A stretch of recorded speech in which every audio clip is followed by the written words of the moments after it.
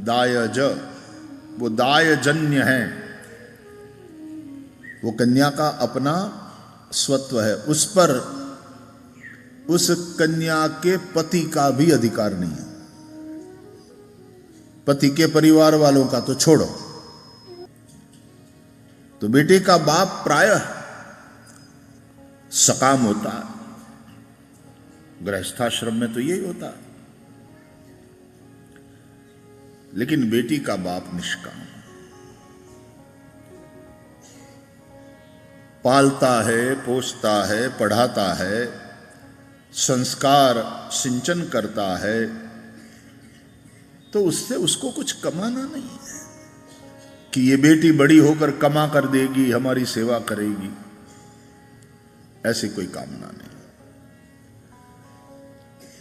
बल्कि योग्य वर को देख करके उसका विवाह कर देता है बाप। विवाह के समय भी बहुत देता है, और जब जब बेटी पिहर में आए कुछ न कुछ लेकर के जाती है। दुहिता,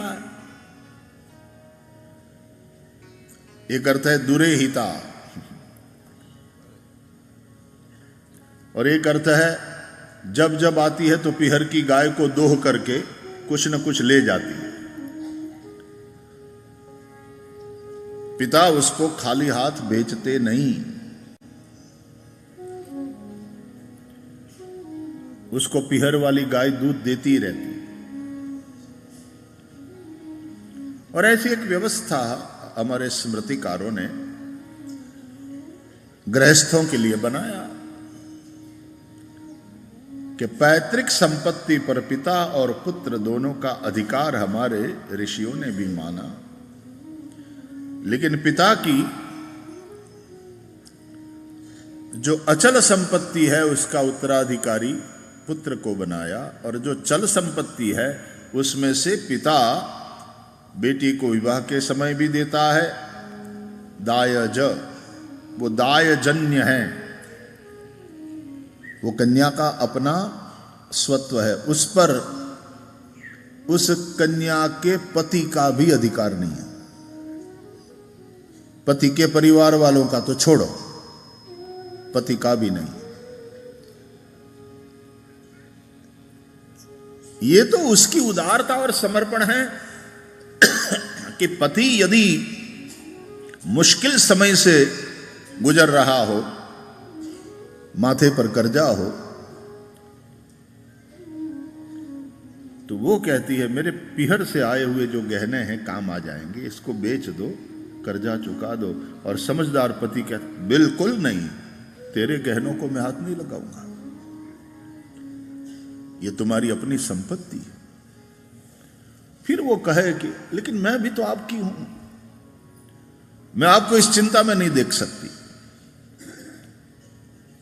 लेकिन है वो उस स्त्री का। देखो विमेन एम्पावरमेंट और हमारे स्मृतिकारों ने पहले से ही ये व्यवस्था कर छोड़ी है कि आर्थिक रूप से भी वो थोड़ी मजबूत बने।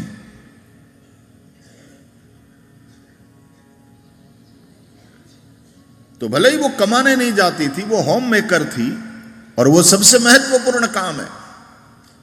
ऐसा नहीं पैसा नहीं कमा सकती, आता है उसे, सामर्थ्य है, लेकिन उससे भी ज्यादा महत्वपूर्ण काम है परिवार को बनाना, परिवार को बुराइयों से बचाना।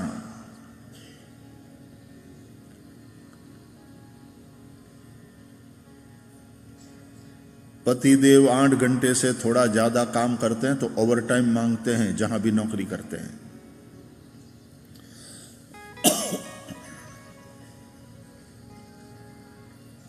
कलकत्ता में लोग रात में 10 बजे के बाद काम करते हैं तो 1.5 गुना वेतन मांगते हैं।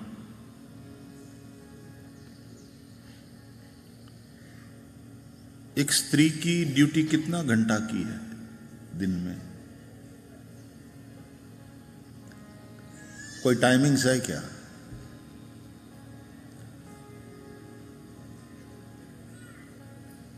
अब ये कहना भी थोड़ा अच्छा नहीं लगता और थोड़ा अनादर सूचक बात हो जाती है, लेकिन मिनिमम वेजेस के हिसाब से भी गिनती करो तो उसकी रोज की गिनती। वो मजदूर थोड़ी है, वो मां है, वो पत्नी है, वो गृहस्वामिनी है।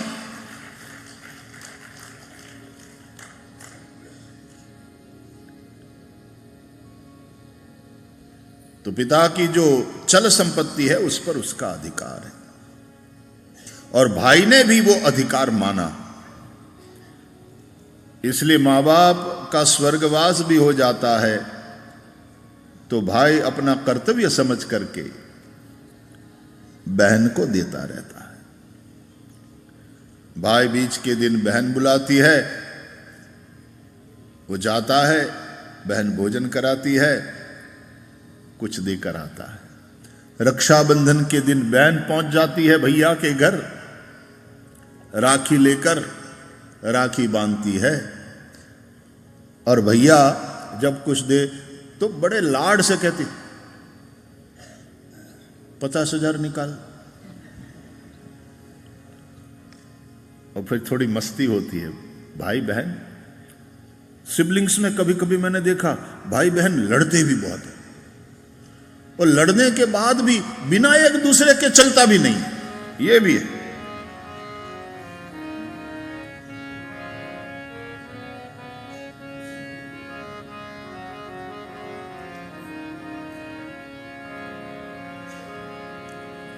भैया प्यार से देता है,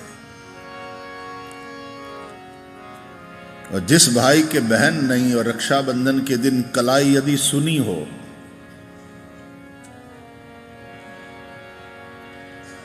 अपने आप को दरिद्र अनुभव करता है कि सबको छूते हुए भी। वो कहीं एक कविता की पंक्तियां पढ़ ली थी कि मेरी भी एक बहना होती रे, मेरी भी एक बहना होती रे, बहना जो होती तो मन का चैना होती रे, मेरी भी एक बहना होती रे, मेरी भी एक बहना होती।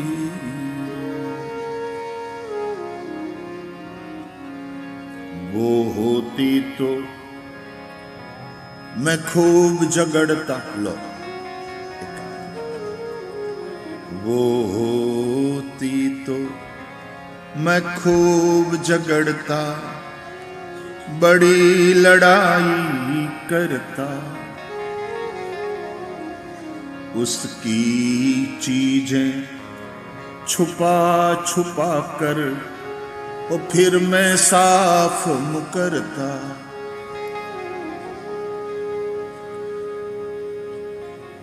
भैया तूने देखी क्या मेरी चीज? मुझे क्या पता, तू अपनी चीजें संभाल के नहीं रखती, मुझे क्या पता तेरी वो चीज का।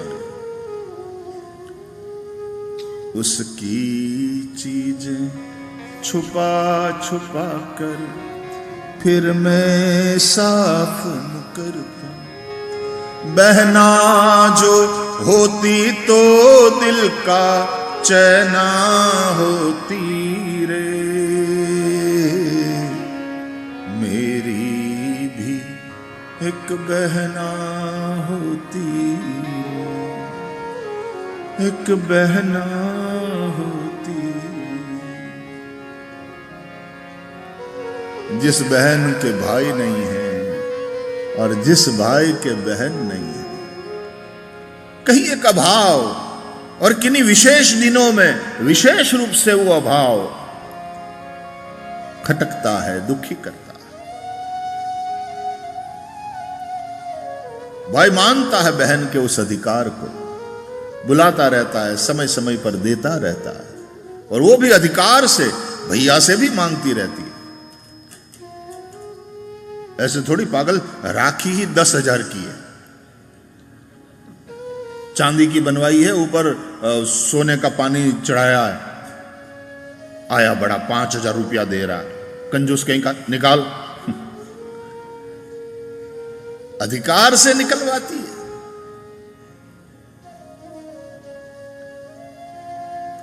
स्मृतिकारों ने जो व्यवस्था दिया है हमारे यहां, बेटे बेटी दोनों का बराबर अधिकार माना है, लेकिन वो जैसे सुप्रीम कोर्ट के जजमेंट के चलते वर्तमान में भारत में बनी हुई व्यवस्था की दोनों का समान अधिकार माना, और अब केस पहुंचने लगे हैं कोर्ट में।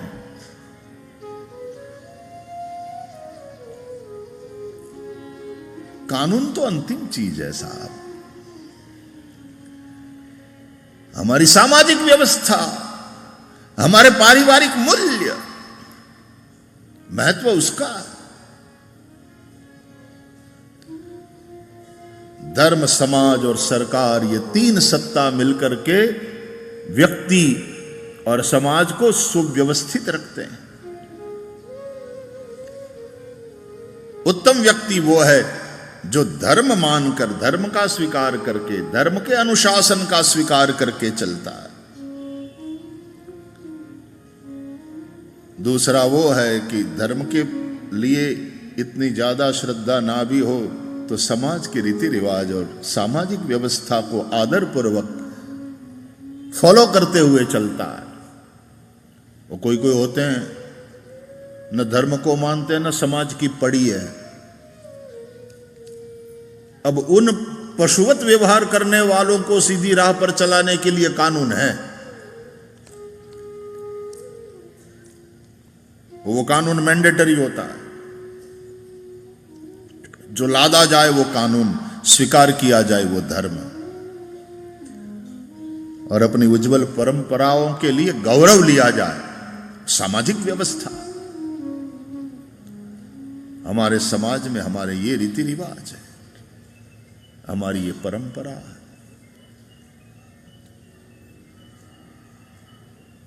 तो अचल संपत्ति का अधिकार पुत्र को दिया और चल संपत्ति के ऊपर कन्या का अधिकार, और वो भी एक साथ दे दिया और बात खत्म हो गया, ऐसा नहीं। दायज दिया, फिर जब जब वो आएगी, अभी भी उसका हिस्सा है पीहर में पिता के पास, और पिता चले गए तो भैया के पास, और सब भाइयों की सामूहिक जिम्मेदारी है। यदि एकाधिक भाई है, देते रहते हैं। और भाई बहन का ये प्यार, पारिवारिक मूल्यों के चलते जो एक प्रेम वाला सपोर्ट सिस्टम तैयार होता था, वो अद्भुत व्यवस्था हमें अपने ऋषियों से और हमें पुरखों से प्राप्त हुई है। उस व्यवस्था को तोड़कर, छोड़कर, मरोड़कर और स्वार्थ में दुखी हो रहा है समाज, तो फिर कानून को उतरना पड़ता है, बीच में आना पड़ता है,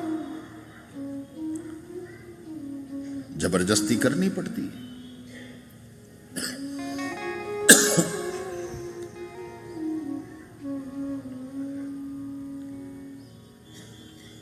तो दायज है, वो स्त्री का अपना है।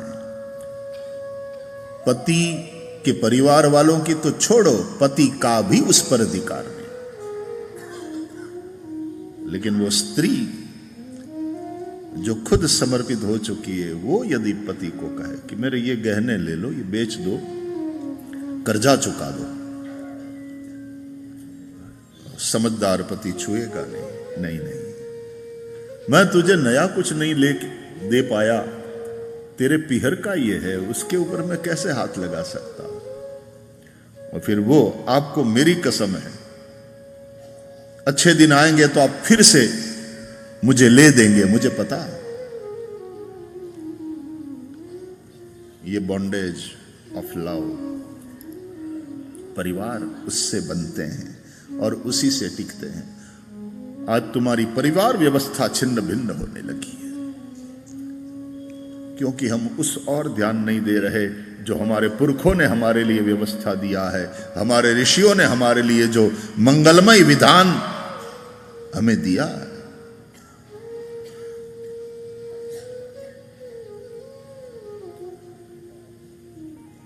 कौन आया है पवना? बोले जस्सी का वर।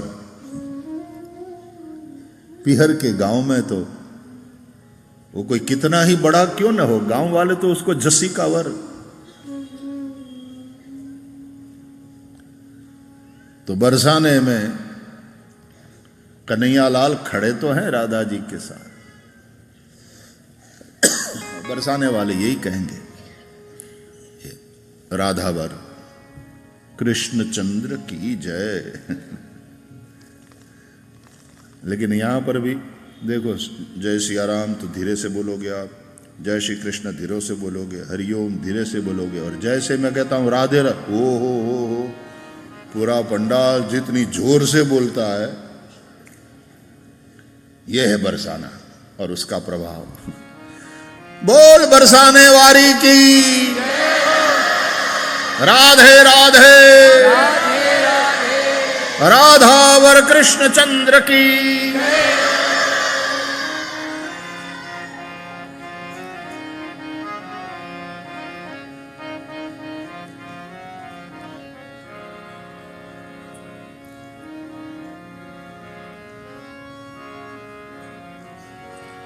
तो वृषभानु सुता,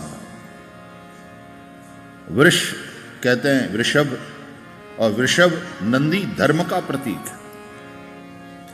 जैसे नंदी के 4 चरण हैं, धर्म के भी 4 चरण हैं, सत्य, तप, पवित्रता, दया। भगवान शिव नंदी की सवारी करते हैं।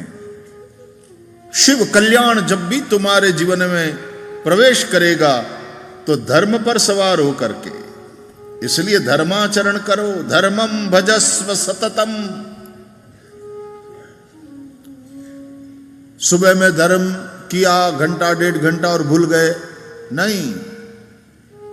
ऐसा तुमने किया कि सुबह हमने सांस लिया आधा घंटा और फिर काम पे लग गए, तो सांस लेने की प्रक्रिया बंद करके काम पे लग गए। सांसें चलती रहनी चाहिए, तो ही जीवन है, तो ही जिंदगी है। धर्म जीवन की प्राणवायु है,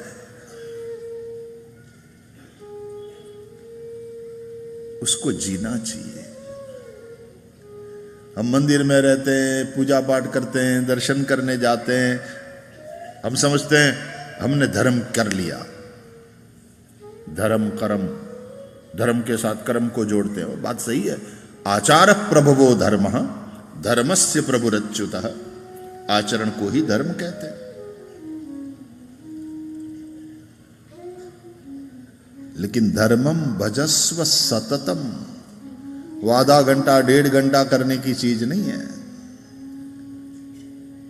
सांसों में हो, हम जी रहे हो धर्म को, और उस धर्माचरण से जो भानु की तरफ प्रकाशित है पूरे विश्व में, जिनकी कीर्ति दिगंत में है, तो वर्ष भानु और उनकी पत्नी कीर्ति,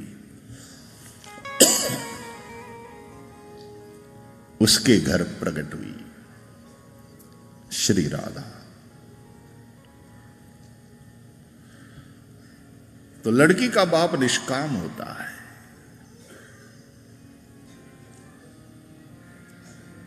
किसी ने बहुत ठीक किया, कहा कि तुमने अभी तक जो पुण्य किए हैं, उन पुण्यों की परमात्मा की ओर से मिली हुई रिसिप्ट का नाम है बेटी।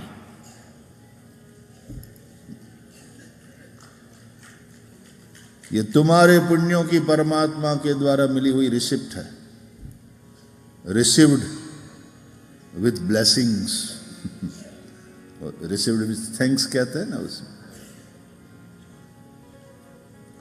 Received and blessings for the same. एक रिसिप्ट मिलती है, वो परमात्मा की ओर से जो ब्लेसिंग मिली है रिसिप्ट के साथ साथ, उसका नाम है बेटी।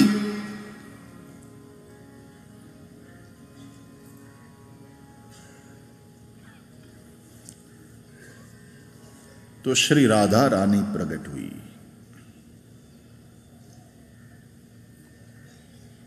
कीर्ति वृषभान की दुलारी, हमारी प्यारी प्रकट भई राधिका। एक संत महानुभाव ने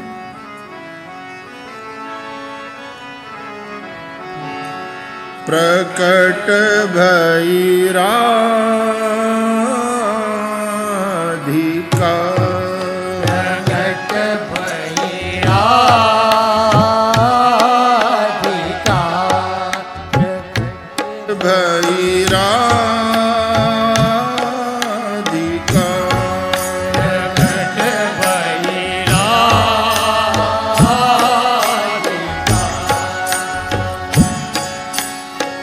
गंगा की तरंग सी, गंगा की तरंग सी, माधुरी उमंग सी, माधुरी उमंग सी, प्रेम की सी रंजना, प्रेम की सी रंजना, उदित भई राधिका, उदित भई राधिका, प्रकट भई राधिका, प्रकट भई राधिका, उदित भई राधिका, उदित भई राधिका।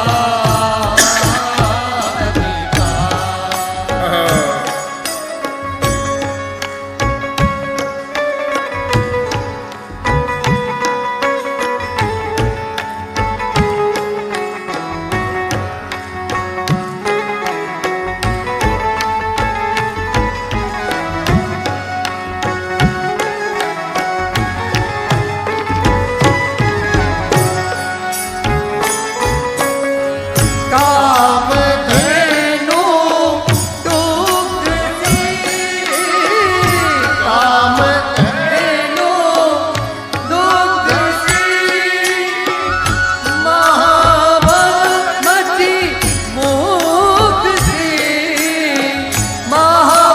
महाभावमयि मुग्धि, रास की प्रकाशिका, रास की प्रकाशिका, उदित भई राधिका, उदित भई राधिका, प्रकट भई राधिका, प्रकट भई राधिका।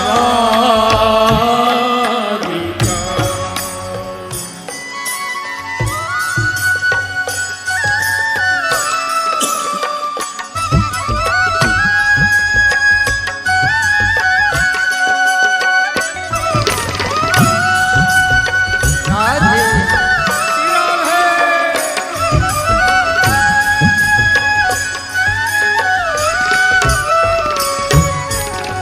बिरहा बिलासिनी, बिरहा बिलासिनी,